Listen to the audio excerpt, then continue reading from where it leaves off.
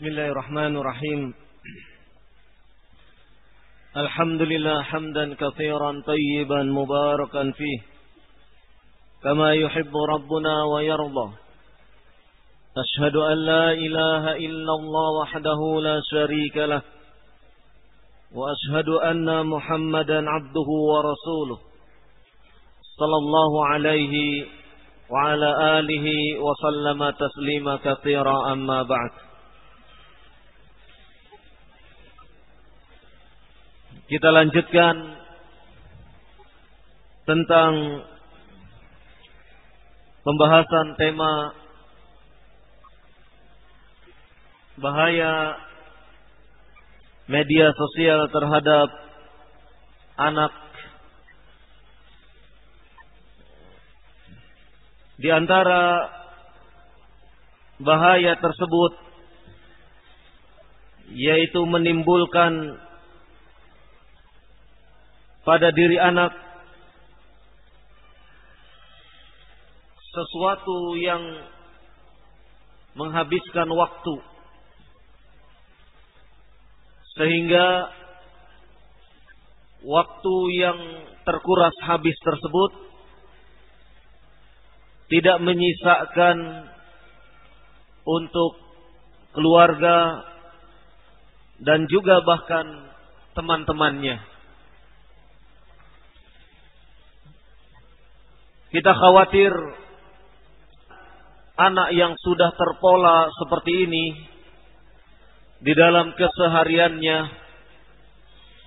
akan memberikan dampak yang buruk bagi tumbuh kembang kepribadian anak itu sendiri.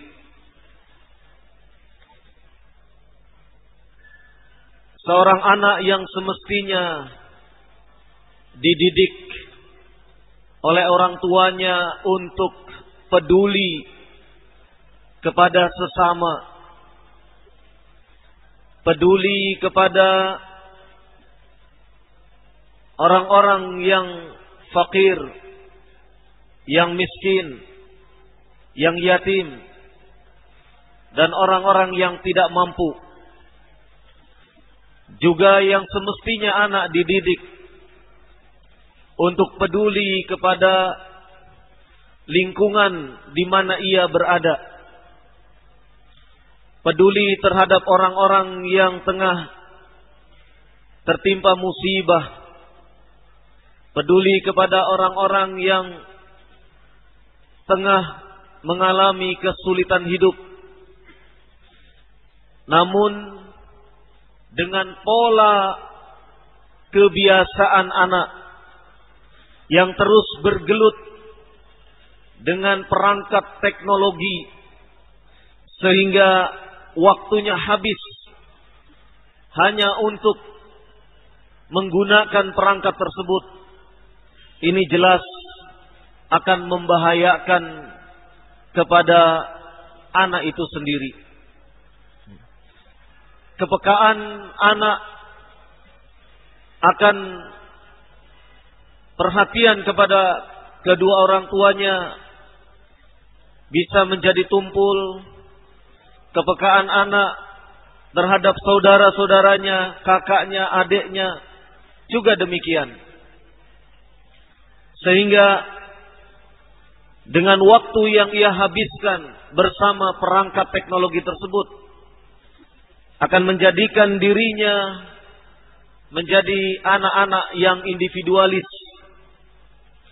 yang egois, hanya semata memperhatikan keadaan dirinya. Ini yang kita khawatirkan. Nas'alullah salamah wal afiyah. Jadi manakala alat atau perangkat teknologi itu tidak bisa dikendalikan, ini yang akan sangat membahayakan bagi anak itu sendiri. Sebagaimana telah disampaikan tadi, kenapa anak tidak bisa mengendalikan perangkat tersebut? Karena memang kondisi ataupun keadaan batin daripada anak itu belum memadai untuk kemudian bisa mengatur dirinya sendiri. bisa memanage waktu bagi dirinya. Ini yang dikhawatirkan, dampak buruk dari adanya perangkat-perangkat teknologi tersebut. Oleh karena itu, bagi orang tua hendaknya harus senantiasa mengawasi, harus senantiasa berupaya memberikan arahan, bimbingan, bahwasanya apa yang dilakukan oleh anaknya tersebut dalam jangka waktu tertentu, dalam jangka waktu panjang, bisa menjadikan sesuatu yang mencelakakan dirinya. Wal'iyadzubillah. Kemudian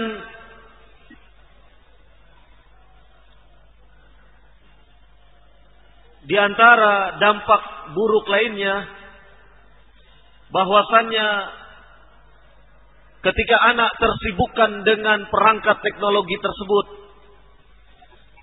maka ia akan merasakan lelah, letih. Kenapa demikian? Karena energi yang ada pada dirinya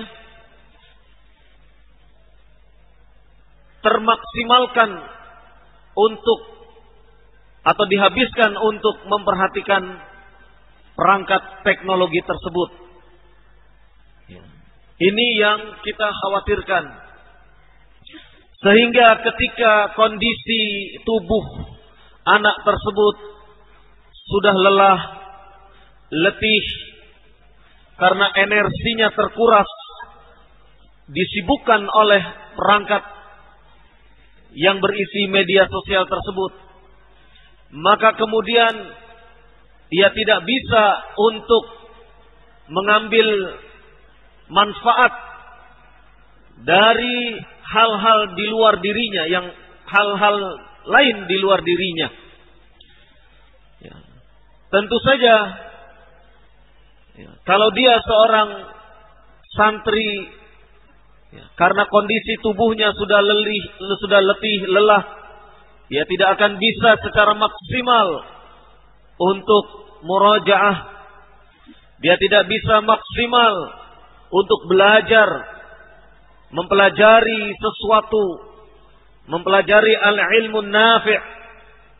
Maka yang demikian ini adalah sesuatu yang membahayakan bagi dirinya. Bahkan mungkin membaca Al-Quran pun akan tersisihkan. Yang biasanya ia bisa menyelesaikan bacaannya, misalnya dengan batasan-batasan tertentu. Tetapi dengan hadirnya perangkat teknologi yang menyediakan media sosial, jejaring sosial ini, kemudian yang bisa mengakses media sosial ini, kemudian membaca Al-Quran pun tidak ia lakukan. Ini adalah sebuah kerugian yang sangat besar, karena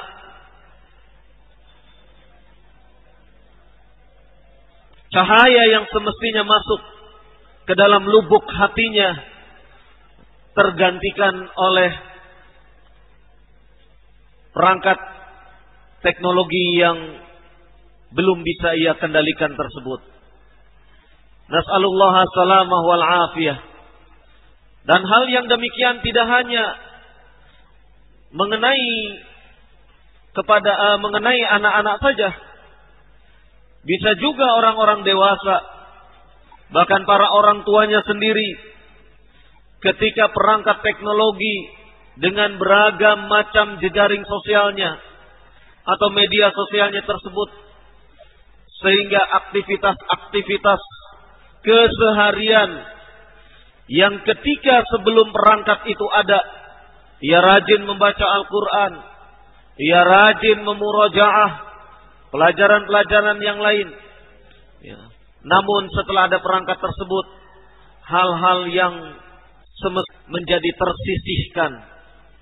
Ini berarti perangkat teknologi yang menyediakan jejaring sosial ataupun media sosial ini membahayakan bagi keadaan jiwa ataupun hati orang yang memiliki perangkat tersebut. Ini manakala perangkat tersebut sudah sedemikian menggila, tidak bisa dikendalikan oleh dirinya. Bahkan dirinya dikendalikan oleh perangkat tersebut. Kalau tidak ada WhatsApp masuk, rasanya dilihat kok kosong. Nanti dilihat lagi kok kosong. Seakan-akan dirinya sudah mengalami ketergantungan kepada perangkat tersebut. Dibuka Facebook kok nggak ada berita dan seterusnya. Ya. Nah, ini adalah sesuatu yang membahayakan. Artinya pada taraf-taraf tertentu perangkat teknologi itu bisa memberikan manfaat kepada umat manusia, tetapi pada batas-batas tertentu teknologi atau perangkat teknologi ini justru membahayakan bagi manusia itu sendiri. Inilah yang perlu kita sadari dengan sepenuhnya, bahwasanya jangan sampai kemudian kita dikendalikan oleh perangkat teknologi itu, oleh adanya media sosial, baik Facebook, Twitter, WhatsApp, ya, atau yang lainnya. Ya. Namun semestinya kita mampu mengendalikan alat itu, sehingga aktivitas-aktivitas, amal-amal kebaikan kita tidak terganggu oleh adanya perangkat tersebut. Tetapi semestinya perangkat itu bisa memaksimalkan amal-amal kebaikan yang sementara ini sudah kita lakukan. Memaksimalkan dalam arti kata, dari perangkat tersebut, selain aktivitas-aktivitas keseharian, membaca Al-Quran, sholat dan lain sebagainya, tetap kita tunaikan. Kita pun mendapatkan manfaat tambahan dari adanya perangkat-perangkat tersebut, yaitu dalam bentuk fawaid, nasihat, dan yang lainnya, informasi-informasi bermanfaat lainnya. Inilah yang semestinya kita harapkan dengan kehadiran perangkat teknologi yang di situ berisi jejaring sosial ataupun media sosial, sehingga kita bisa memanfaatkannya dengan semaksimal mungkin. Jadi jangan kita yang dikendalikan oleh alat tersebut, tetapi hendaknya alat itulah yang kita kendalikan, yang kita manage sedemikian rupa sehingga aktivitas-aktivitas yang kita lakukan sebelum perangkat itu hadir di hadapan kita atau di rumah kita, aktivitas-aktivitas itu tetap bisa berlangsung, bahkan bisa berlangsung dengan lebih baik. Maka jangan sampai kemudian waktu kita habis, kemudian tubuh kita merasa letih, lelah, bahkan tidak hanya itu, ya, menimbulkan juga kegalauan, ya, menimbulkan kegalauan, ya, sehingga kemudian, ya, dampak dari itu semua, ya, dampak dari itu semua bahayanya yaitu seseorang kemudian merasa depresi, murung, gelisah kalau perangkat itu dalam keadaan offline, ya, tidak aktif. Ini sudah membahayakan, ya, sudah membahayakan. Buka lagi, oh nggak ada WhatsApp masuk, ya. Buka lagi, wah Telegram juga nggak masuk. Buka lagi Facebook, wah nggak ada status baru. Buka lagi Twitter dan seterusnya. Kemudian dia, aduh, bagaimana ini? Nah, sudah mulai murung, sudah mulai gelisah, ya, merasa tertekan, ya, karena dari perangkat tersebut dia tidak mendapatkan hal-hal yang dia inginkan. Ya. Maka ikhwah fiddin a'azakumullah, hati-hati dari keadaan yang demikian ini. Hati-hati dari keadaan yang demikian ini. Ya. Jadi perasaan depresi, murung, gelisah, galau, ya, saat offline ataupun tidak ada kabar masuk, ini adalah sesuatu yang menjadikan kita harus mewaspadai keadaan diri kita. Kalau sudah sampai sedemikian keadaannya, ini harus hati-hati. Harus hati-hati. Itu menunjukkan titik awal tingkat ketergantungan kita kepada perangkat tersebut. Rasanya dunia itu sepi kalau sehari saja tidak menyentuh perangkat itu. Istri masih bisa ditinggal safar. Iya. Bisa ditinggal di rumah. Tapi perangkat itu dibawa. Iya. Kesetiaannya melebihi dari istri. Nah, kalau safar tidak bawa itu, waduh, repotnya bukan main. Nah, ini hati-hati. Hati-hati. Gejala-gejala yang demikian, gejala-gejala yang nampaknya mungkin kita tidak merasakan. Karena apa? Karena itu sebuah rutinitas. Sebuah rutinitas. Ya, kita kan setiap hari buka tablet, buka HP, buka ini, ya. Kalau HP jadul mungkin masih inilah, ya. Namanya saja jadul, jangan dijual dulu, kan gitu. Kalau HP jadul ya mungkin SMS yang dilihat paling itu. Efeknya tidak terlalu besar. Tetapi kalau sudah dalam bentuk di mana HP itu menyediakan berbagai perangkat untuk bisa mengakses media-media sosial yang lain. Di satu sisi memang bermanfaat, tapi di satu sisi ada semacam tingkat ketergantungan yang sangat besar kepada alat tersebut. Ada ketergantungan yang sangat besar kepada alat tersebut.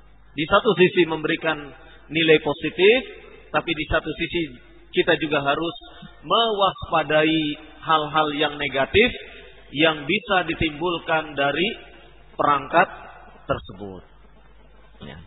Ini penting bagi kita supaya kita tidak terjebak dengan hal-hal yang demikian ini. Dan selebihnya, ikhwafidin a'azakumullah,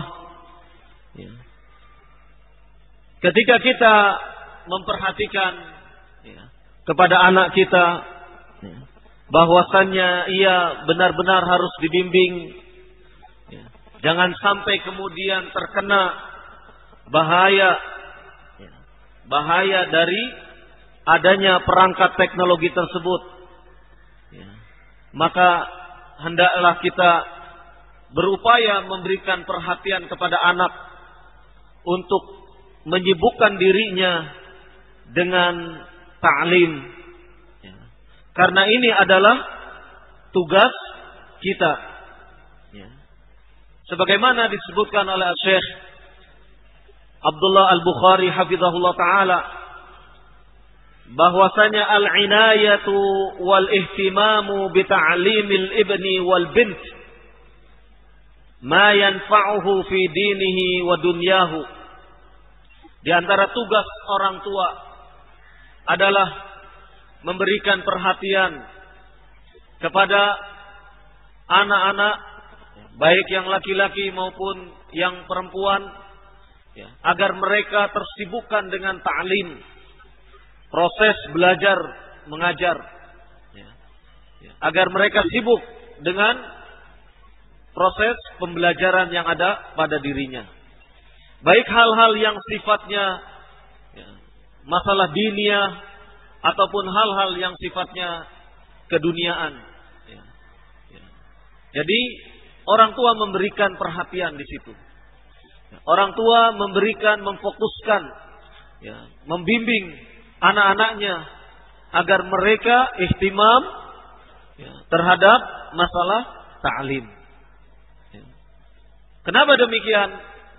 Karena sebagaimana tadi disebutkan, perangkat ini bisa merusak bisa mengganggu program belajar sang anak.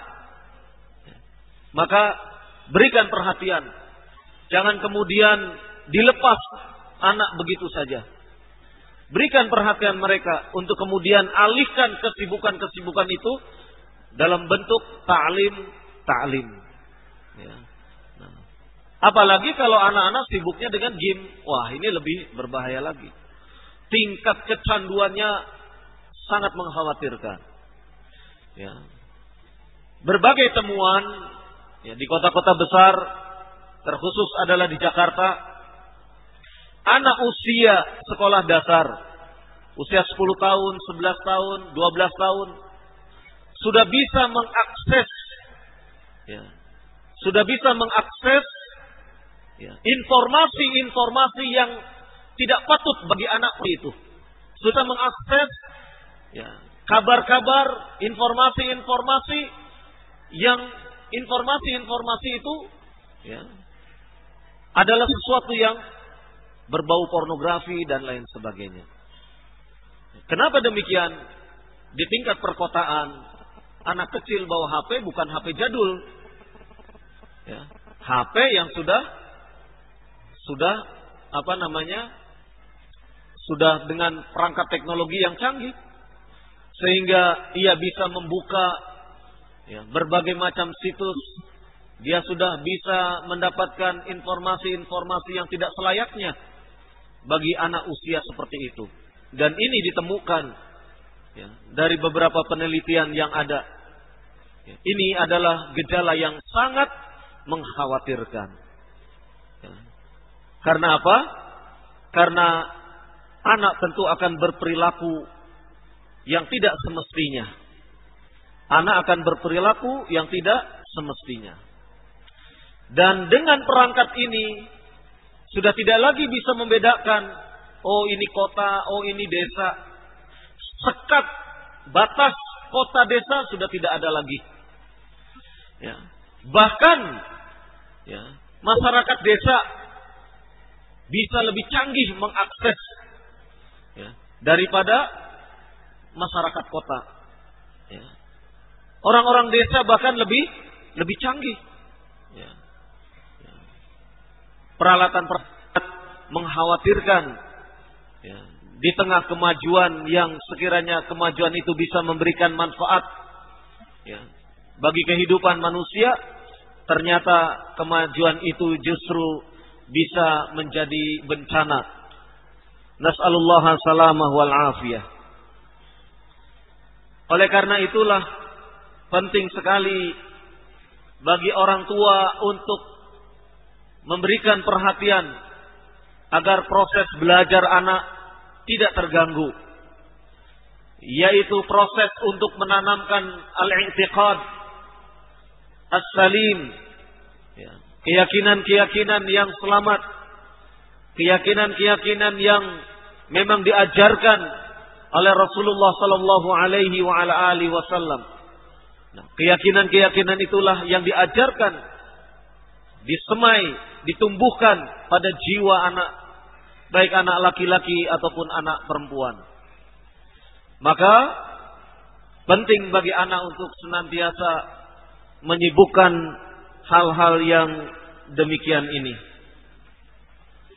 Demikian juga hendaknya orang tua, sebagaimana disebutkan oleh Syekh Abdullah Al-Bukhari hafizahullah taala, wa hassuhum 'alal khair, senantiasa menghasung, mendorong, memotivasi kepada anak-anaknya untuk senantiasa berbuat kebaikan.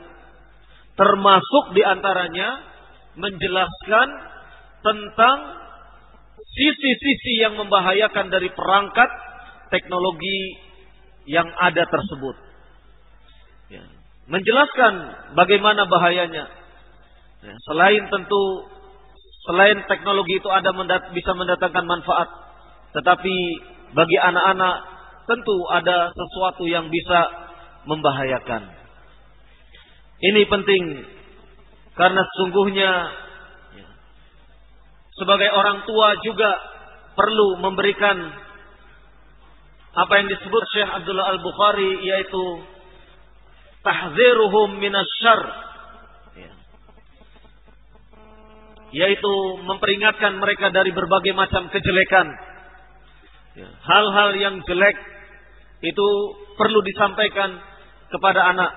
Nak, kalau kamu buka ini sembarangan, tanpa pengawasan, tanpa apa, ini lihat. Alat ini bisa mendatangkan bahaya. Perlu ada penjelasan-penjelasan. Misalnya kasus-kasus contoh, contoh-contoh kasus bisa diberikan. Contoh kejelekan-kejelekan lainnya dari pergaulan.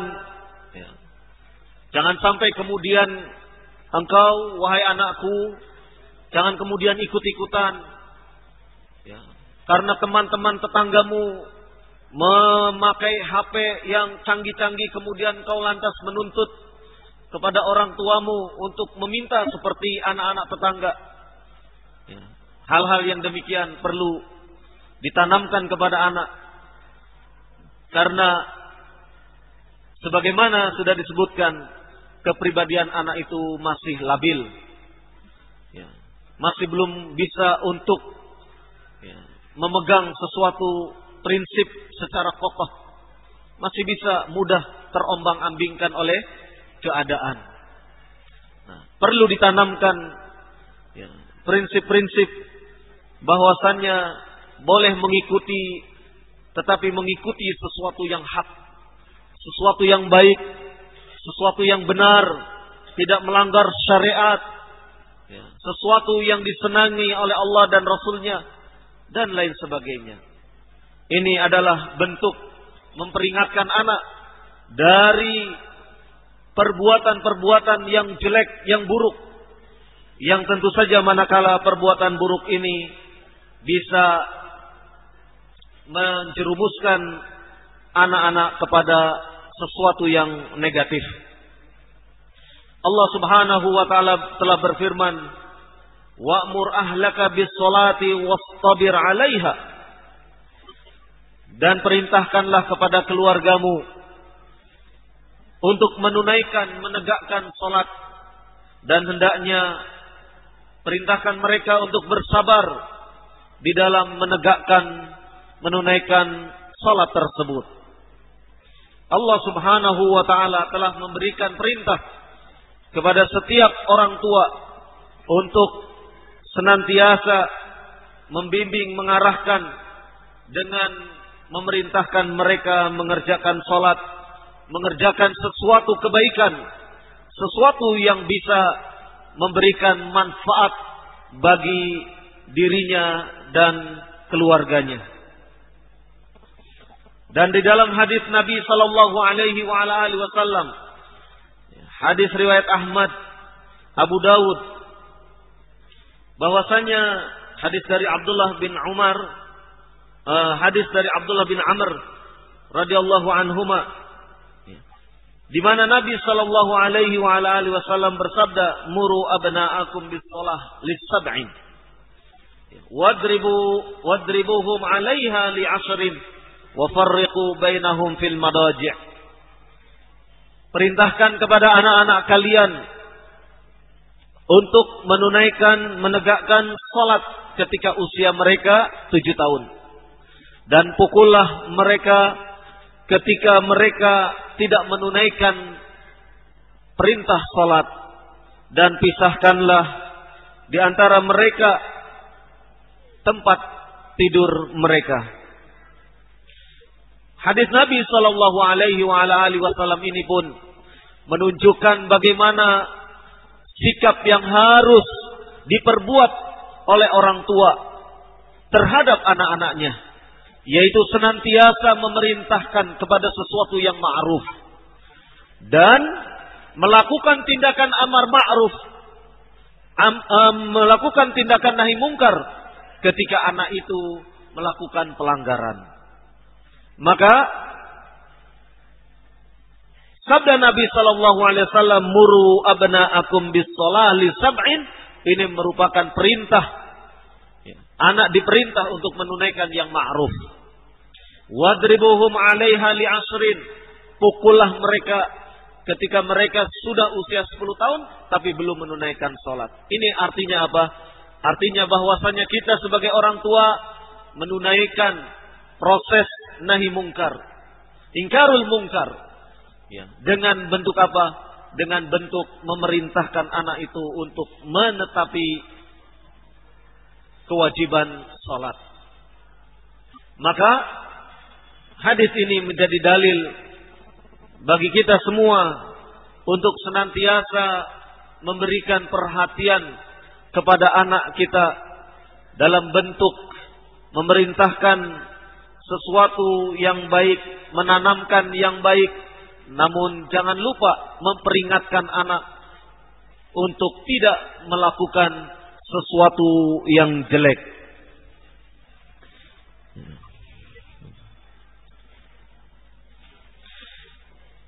Maka kata Ibnul Qayyim rahimahullah, di dalam hadis tadi terkandung 3 adab yang diajarkan oleh Nabi SAW. Yang pertama, amruhum biha, yaitu memerintahkan anak, ya, memerintahkan kepada anak-anak untuk menegakkan salat. Yang kedua, wadarbuhum 'alaiha li'ashrin, yaitu memukul anak itu ketika ia tidak mau salat saat usianya sudah 10 tahun. Kemudian adab yang ketiga yang ditanamkan yaitu at-tafriqu bainahum fil madaji', yaitu tafriq, memisahkan tempat tidur mereka, ya, ketika mereka telah beranjak umurnya.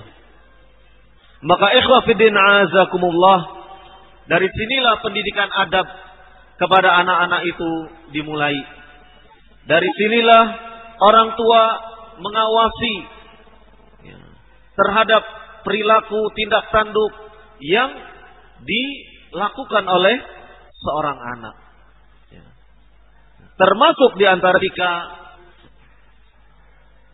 tertarik dengan hal-hal yang ada di dalam perangkat teknologi, ya, entah itu adalah media sosial, ya, Facebook, Twitter, atau yang lainnya, maka kita wajib untuk memberikan peringatan, ya, memperingatkan anak agar tidak terjatuh kepada hal-hal yang akan menghabiskan waktu dia, hal-hal yang akan menghabiskan energi dia, hal-hal yang akan menjadikan ia sibuk terus-menerus dengan perangkat teknologi tersebut.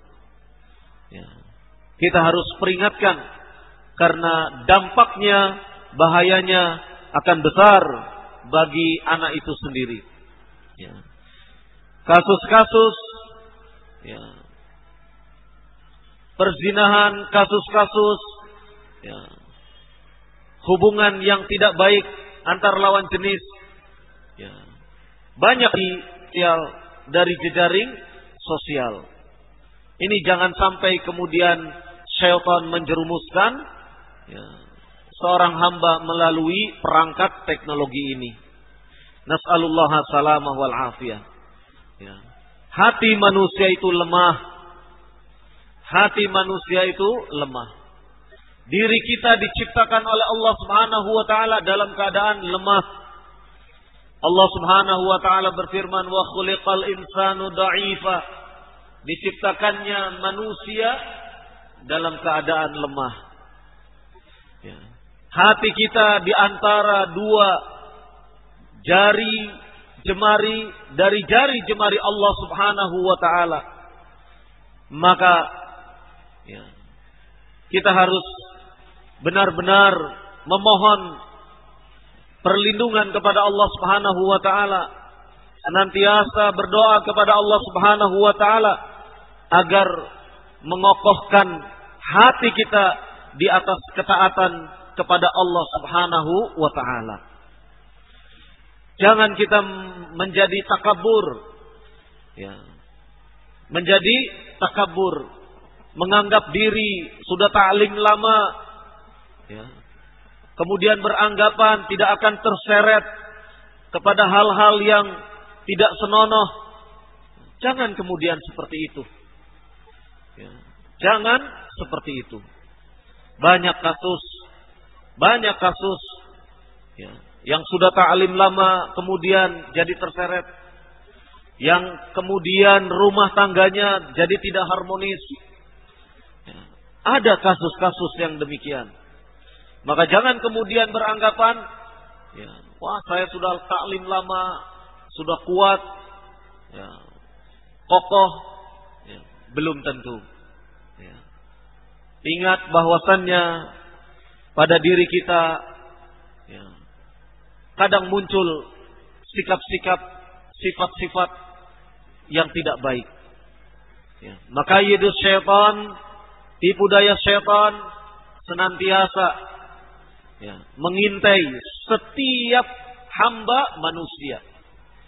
Di mana seseorang lengah, di mana seseorang kemudian takabur, syaitan masuk, ya, untuk kemudian menggiring, ya, seorang hamba tersebut kepada perbuatan yang dimurkai oleh Allah Subhanahu wa taala. Wal-'iyadzu billah. Ya. Jadi, ya, jangan kemudian beranggapan, ya, seseorang yang sudah, ya, mondok sekian lama, ya, belajar sekian lama, kemudian merasa aman.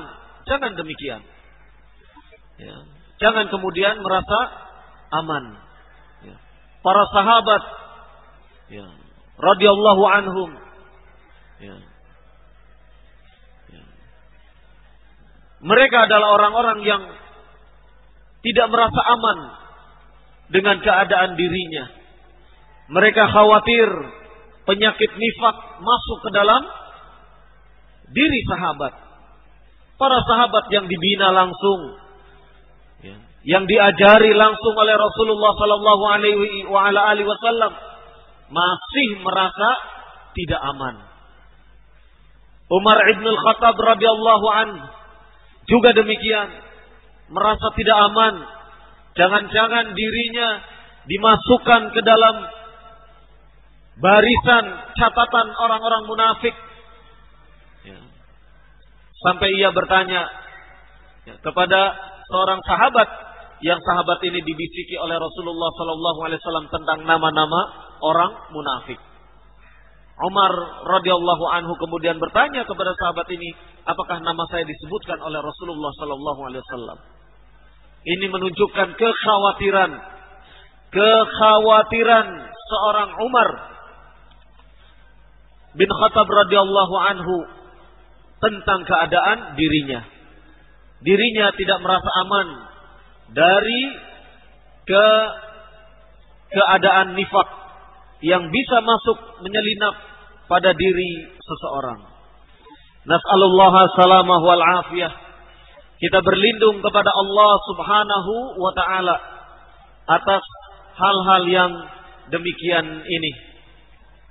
Maka penting sekali, sebagaimana dinasihatkan oleh Syekh, bahwasannya kita sebagai orang tua hendaknya untuk memperhatikan dengan seksama terhadap keadaan anak-anak kita.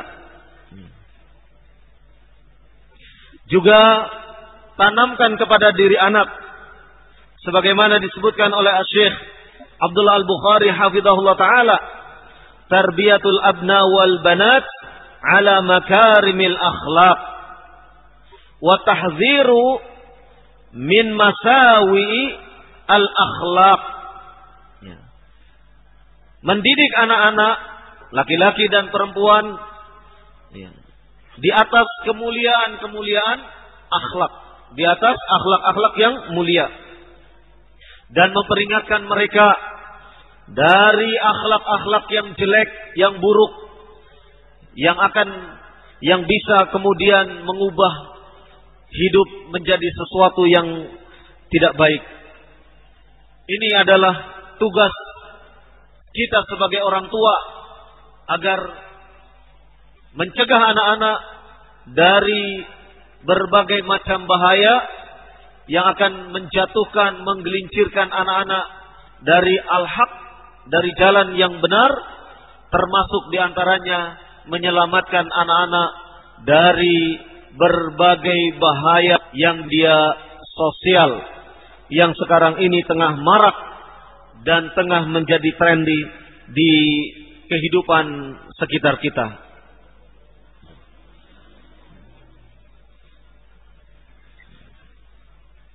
Maka ikhwah fiddin azakumullah,